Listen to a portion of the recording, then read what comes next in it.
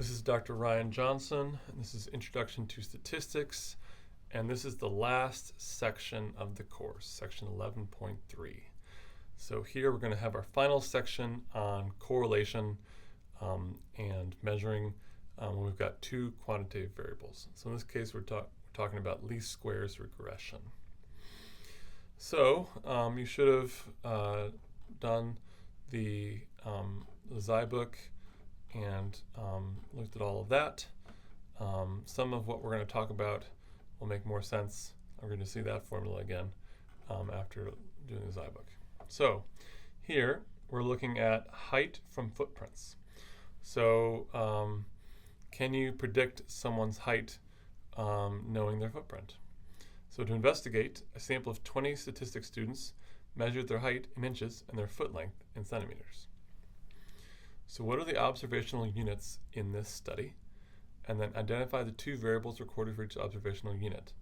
What is the explanatory variable and what is the response variable? Also classify these variables as categorical or quantitative. Now, given what chapter we're in, there should be a good hint of what those are. Part C, is this an observational study or a randomized experiment? So that's a good review question. Okay, moving on to number 2. The sample data for the 20 students appear in the correlation regression applet, so we can go there. I still have it open from teaching the last section. So if we pick foot height, use data. Okay. Open the applet and look at the scatter plot for the data already there. Describe the association between the variables as revealed in the scatter plot. So you want to talk about direction, strength of association, form of association, and are there any unusual variables, unusual observations. So go ahead and do that. Kind of similar to that, if you look at, this looks kind of similar to sections 11.1 from the Zybook. If you are lost, you can go back to that and look at how they described that. Okay, so number 3. Would you say that a straight line could summarize the relationship between height and foot length reasonably well? This should be kind of related to your number 2. Okay, number 4, check the show movable line. Okay, show movable line. Okay, to add a blue line to the scatter plot, if you place your mouse over one of the green squares at the ends of the line and drag, you can change your the slope. So if I drag that or this, you can change the slope. Okay. And then you can also drag the middle square to move it up and down. Okay? Okay, so move the line until you believe your line best summarizes the relationship between height and foot length for these data. Write down the resulting equation for your line. Okay? So, do it something like this and something like that. I'm going to do a mediocre job. I'm going to do a job where you should be getting a better one than me. Okay, so then height hat equals 34.94 plus 1.11 times foot length. Okay, so I would write that down. And then B, what do you believe? Why do you believe that your line is best? Okay, use a complete sentence. Be specific. Not like I felt right, but like what are you looking at? How are you determining whether or not your line is best? Okay, C. So actually, for the online class, just skip C. You can in your worksheet for part C, you can say Dr. Johnson said to skip in the video. All right, it's just too hard to organize that with the online class, I think. Okay, D, how can we decide whether your line provides a better fit to the data than other students' line? So for number D, how can you decide whether your line is better than my line? Okay, so how can you decide if your line is better than my line? So suggest a way of deciding which line, if your line or my line, if you and I are both arguing my line's best, no, my line's best, how could we come up with a way of deciding which one's best? So one way to draw the best fit line is to minimize the distance of the points to the line. So that's called residuals. So what points above the line have positive or negative residuals, or is it impossible to tell? What about points below the line? So remember, this goes back to the way residuals were defined in the Zybook. So the residual is going to be observed minus predicted. Okay? So residuals are observed minus predicted. So above the line would be positive or negative. Below the line is positive or negative. Go ahead and answer that. Okay. So residual is the difference between observed response and the corresponding prediction. So residual is observed minus predicted. Then key idea kind of answers that question 5 for you. All right. So check the show residuals. Show residuals. Okay. So the applet's going to report the sum of absolute errors and the mean absolute error. Okay. So SAE stands for sum of absolute errors. So record the SAE value of your line, and then like instead of this one, report whether or not it's better or worse than my line. Hopefully you worked hard enough to make your line better than mine. Okay, number 7.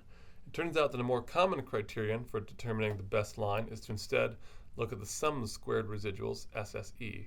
This approach is similar to simply adding up the residuals, but it's even more strict in not letting individual residuals get too large. So check the show squared residuals. Show squared residuals. I might unclick this one so that it's less complicated. All right. So what is the SSE for your line, and is it better or worse than mine?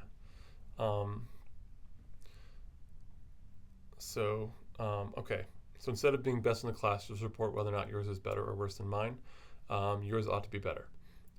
You can do it.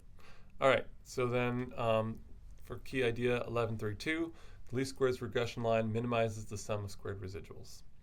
Okay. Now check the show regression line there. Okay. To determine and display the equation for a line that actually does minimize the least squares. So record the equation of the least squares regression line by indicating the appropriate slope and intercept of the line. Note that we're using variable names instead of x and y. Okay. And we put a caret or a hat over the y variable to emphasize it's a predicted value, not a true value. Okay? Did everyone in your class obtain the same equation? So is your equation the same as mine? And then C, is the slope positive or negative? Explain how the sign of the slope tells you about whether your data display a positive or negative association. Okay, so just one sentence explanation, full sentence. Okay, so the equation of the best fit line is written in the form y hat equals a plus bx, where a is the y-intercept, b is the slope, x is the explanatory variable, y hat is predicted variable. So again, we put the hat on y because it's predicted, it's not a true value. Okay, so another key idea. For a given data set, the signs, positive or negative, for the correlation coefficient and the slope of regression must be the same. Okay, number 9, let's investigate whether the slope means in the context of height and foot length. So, use the least squares regression line to predict the height of someone whose foot length is 28. So then you're going to need to pull out a handy dandy calculator. All right, so there's my calculator right there. And you're going to use this equation that's right here, and you're going to input in your calculator, you're going to do 38.3 plus 1.03 times the foot length that they gave you, 28. Okay, so do that in your calculator. Okay, so then for part B, use the least squares regression line to predict the height of someone whose foot length is 29. Okay, so then do the same thing with your calculator. All right, so by how much do your predictions in A and B differ? Does this number look familiar? Explain. So you take your answer from A minus your answer from B, and does that number look familiar? Do you see it somewhere else on this screen? Okay, so D, interpret the slope in context. So here's, instead of asking you to do it like just point blank, we're going to give you like most of the words. So the slope of the regression line predicts the height based on the foot length is the slope of the regression line predicting height based on foot length is blank, so fill in what the slope is, meaning that for every additional blank centimeter increase in foot length, the predicted height increases by blank. So answer D should match like C, okay? All right, so the slope coefficient of a least squares regression model is interpreted as the predicted change in response variable for a 1 unit change in explanatory variable. So the key idea should help you with that last question too. Okay, number 10. Let's investigate the meaning of the y-intercept in the context of height and foot length. So use the least squares regression line to predict the height of someone who has a foot length of 0. So if someone had foot length 0, like use your calculator, use that formula. Okay, your answer to part A should look familiar. Where in the screen is it? Okay, what is it? Explain how your prediction of the height of someone whose foot length is 0 is an example of extrapolation. Okay, so I think we talked about extrapolation in the Zybook, and extrapolation is when we start to predict something that's not it's not similar to what the data we're using. So we have data, and then we have a regression line, which is like what the pattern we're seeing. But then if we use a data that's really different from our input data, then that's called extrapolation. Okay, so why is this an example of extrapolation? Okay, so the y-intercept of a regression line is interpreted as the predicted value of the response variable when the explanatory variable has a value of 0. Okay, predicting values of the response variable for values of the explanatory variable that are outside the range of the original data is known as extrapolation. It can give you very misleading predictions. Okay, number 11. Earlier, we explored the notion of a residual as the distance of a point to a line. So, using the equation for best fit line that you reported in question 8, find the residual for the person whose foot length is 32 and height is 74. So, whose foot length is 32 and height is 74.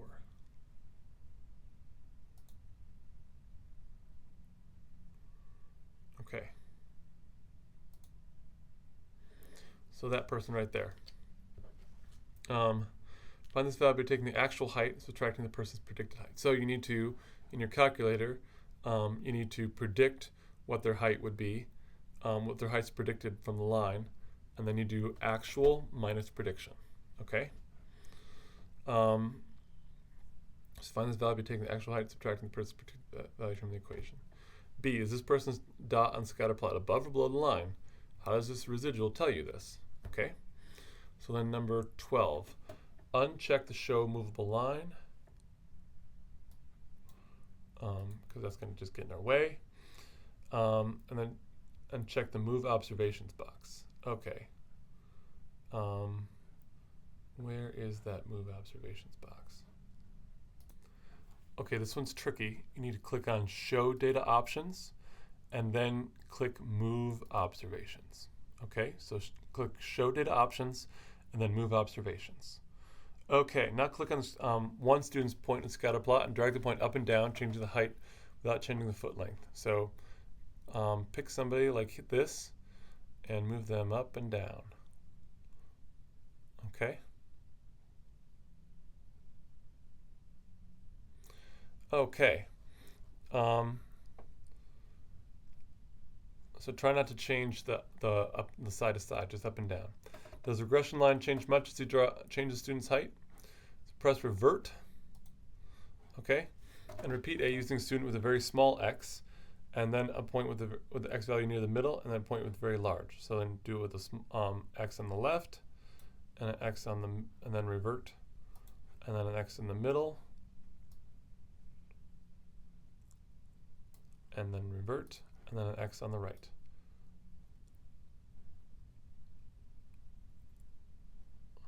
Okay. All right. Which of these seem to have the most influence on least squares regression line? Explain.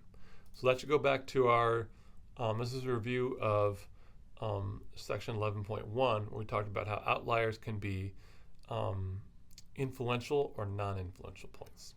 Okay. Hey, and we're going to review that right again. So key idea 1138. So observations are considered influential if removing the observation from the data set substantially changes the value of the correlation coefficient or least squares regression equation.